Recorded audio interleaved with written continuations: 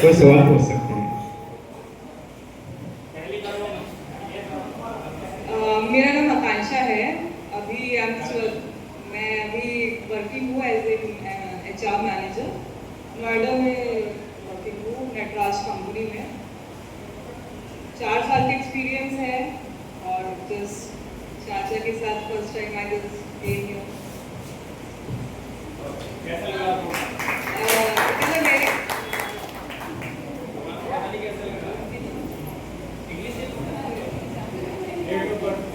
It's 23rd Feb 1999 and मैं थोड़ा क्षमा चाहती हूँ आपसे, मैं हिंदी में वार्तालाप नहीं कर पाऊंगी, मेरी हिंदी उतनी अच्छी नहीं है।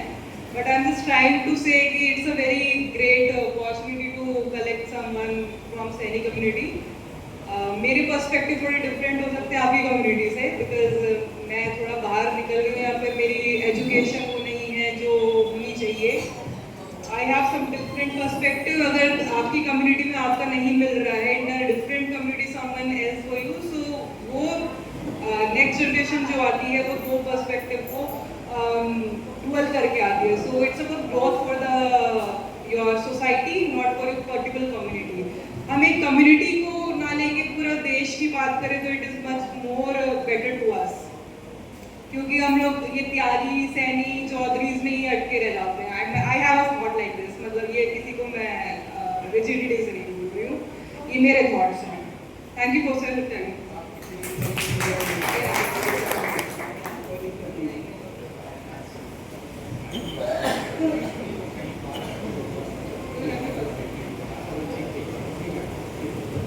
तो ये Akanksha Saini, date of birth 23 फरवरी 99, MBA हैं और फादर हैं रामकिशोर सैनी जी, जो एक लिमिटेड कंपनी में इंजीनियर हैं। गोत्र इनका चौरसिया है और इनके बारे में और कोई भी जानकारी चाहिए तो हमसे प्राप्त कर सकते हैं। Akanksha Saini PCA and working in SCL Noida की SCL कंपनी में कार्यरत हैं। अभी एक बिटिया ने बात कही तो वो मेरे लिए बड़ी सरप्राइजिंग है कि 90% जो 90 नहीं 99% जो विवाह होते हैं वो अपने ही समाज में होते हैं। और बुद्धा सिंह सैनी जी जो मेरे से पहले वाली पीढ़ी है जो यहाँ बैठे हैं, वो सभी लोग जानते होंगे, गाजियाबाद के बहुत बड़े जमींदार थे।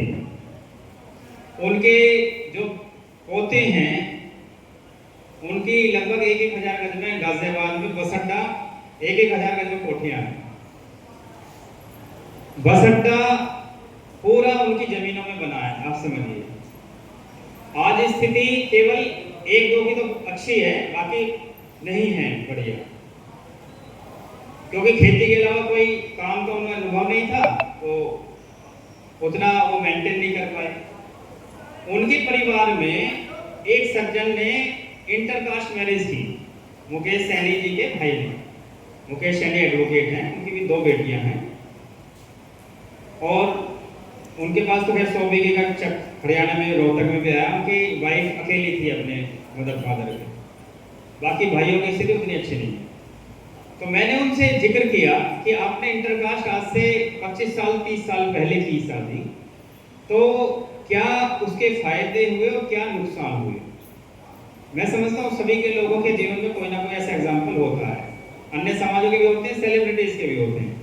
तो उन्होंने कहा कि फायदा तो हमें कुछ समय के लिए नजर आता है, जो चकाचौंध, लेकिन उसके बाद में जब मैं उनके परिवार में पहले तो जा ही नहीं पाया, लड़की के इंटरकास्ट होकर गई थी, तो वहां तो उन्हें डर था कि वो मुझे मारा मुर्गा था।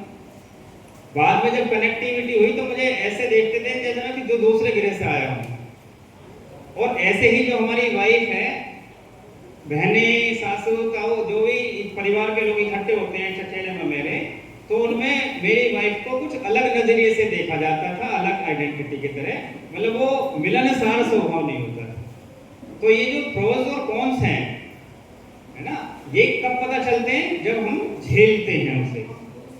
आप देखते हैं कुछ लोग अंतर जातीय क्या अंतर धर्म में भी करते हैं, और उसके हम लोग एग्जाम्पल देखते भी हैं समाज में कि कितने भयानक आते हैं।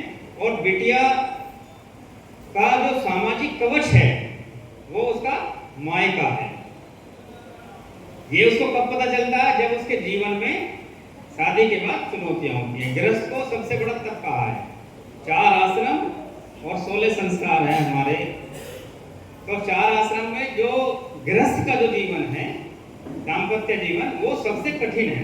और जो 3 आश्रम है, पहला कि जो वो विद्याध्ययन करता है ब्रह्मचर्य, और जो तीसरा वानप्रस्थ, और चौथा जो संन्यास आश्रम है, वो तीनों डिपेंड किस पे? गृहस्थ आश्रम पे। क्योंकि आजीविका जो कमाई करता है वो गृहस्थ आश्रम वाला करता है। तीनों आश्रम में कोई कमाई नहीं है, वो भी तीनों गृहस्थ पे डिपेंड है। तो जो चुनौतियां हैं जीवन के उतार चढ़ाव में, वो गृहस्थ आश्रम में ही है। तो ये हमारी जो बहन बेटियां हैं वो समझ लें कि अगर आपने सुरक्षा कवच को डिस्टर्ब किया तो आपके लिए चुनौतियां घटने के बजाय वो बढ़ेंगी ही।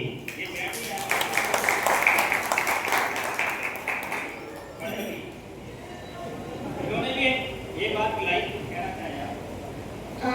आपकी बात से मैं पूर्ण सहमत हूँ, और इस चीज के लिए हमें मतलब जो हमारे संस्कार बने हैं वो बेबुनियादी नहीं है।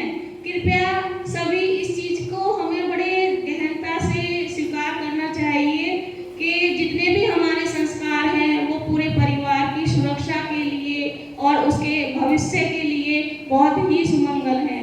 इसलिए नई जनरेशन जो अपने आर्गुमेंट्स लेकर आती है उनको इतना अनुभव तो है नहीं।